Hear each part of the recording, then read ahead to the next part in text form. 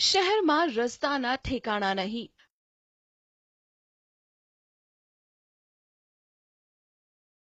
પરંતુ ગામડામાં કરોડોના માર્ગ. ધારાસભ્યની ભલામણથી રોડને મંજૂરી. જુઓ આ માર્ગ. પહેલી નજરે લાગે કે આ રસ્તો જ્યાંનો છે ત્યાંના લોકો કેટલા નસીબદાર છે કે આટલો સુંદર રોડ તેમને મળ્યો છે. પરંતુ તમને જાણીને આશ્ચર્ય થશે કે આ રોડની આસપાસ નથી કોઈ માનવ વસાહત કે નથી કોઈ ગામ. આ માર્ગ જઈ રહ્યો છે માત્ર એક વાડીમાં. માત્ર એક વાડી સુધી જવા આટલો મસ્ત રસ્તો?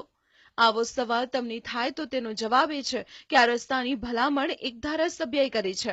એટલે ગામ લોકોને કે શહેરીજનોને મળવો જોઈએ તેના બદલે એક વાડી સુધી પહોંચવા 1.19 કરોડનો ધુમાડો કરવામાં આવ્યો છે.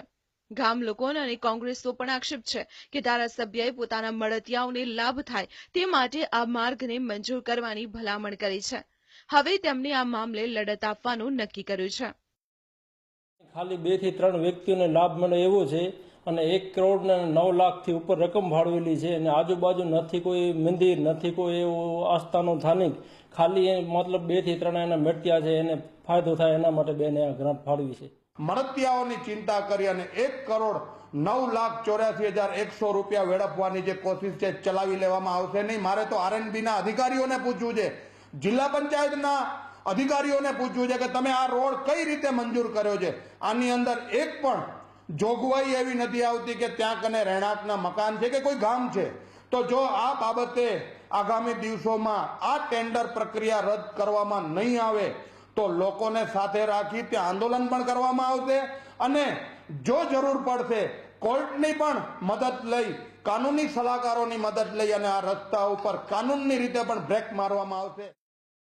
ભુજના ધારાસભ્ય નીમા આચાર્ય અને તેમના પ્રોજેક્ટ વિવાદમાં સપડાતા રહે છે. ત્યારે ફરી એકવાર આ ધારાસભ્ય વિવાદમાં આવ્યા છે અને આ વખતે વિવાદનું કારણ છે માર્ગની મંજૂરી માટે કરેલી ભલામણ. આ મુદ્દે જ્યારે ધારાસભ્યને પૂછવામાં આવ્યું તો તેમણે વિવાદને પગલે માર્ગની મંજૂરી માટે ભલામણની વાતો સ્વીકારી લીધી, પરંતુ ભવિષ્યના સ્વપ્ન દેખાડી પોતાનો સિફતથી બચાવ પણ કરી લીધો. વાડી વિસ્તારના નોન પ્લાન રસ્તાઓ આપણે લેવાના હતા અને નોન પ્લાન રસ્તાઓ લગભગ 10 કરોડના જોબ નંબર આપવાની વાત હતી.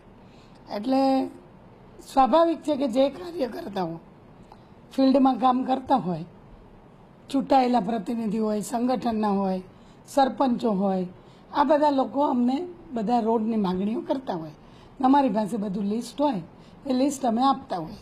એટલે આજે મુખ્ય જે રસ્તાનો વિરોધ કરે છે અને આક્ષેપો કરે છે એ વાડી વિસ્તારનો રસ્તો છે.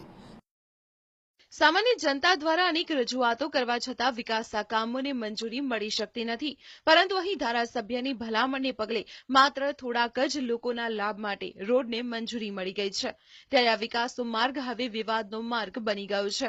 ત્યારે જોવાનું એ રહેશે કે શું ખરેખર માર્ગની મંજૂરીની તપાસ અને યોગ્ય કાર્યવાહી થશે કે કેમ. જય દવે, TV9 ભુજ.